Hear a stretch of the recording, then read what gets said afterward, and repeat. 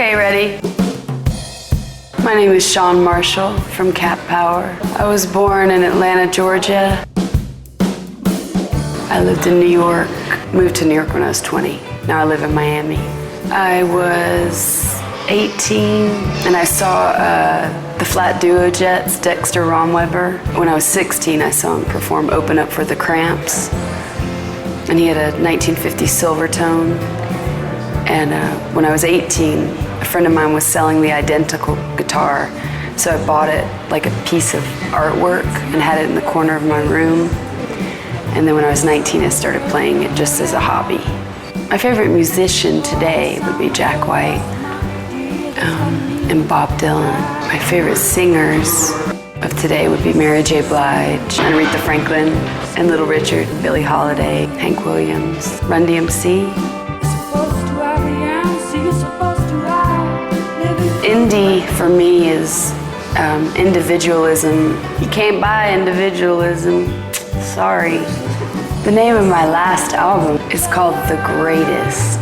Because you are smart.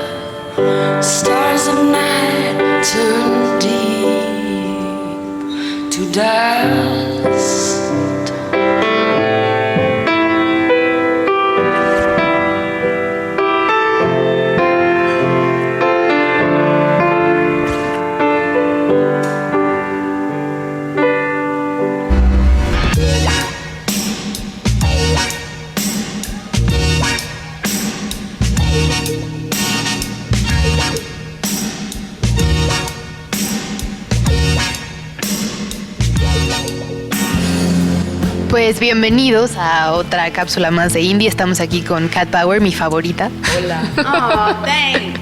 The name of the show is Indie, so I have to ask you what your experience being an independent artist. What's it been like? Yeah.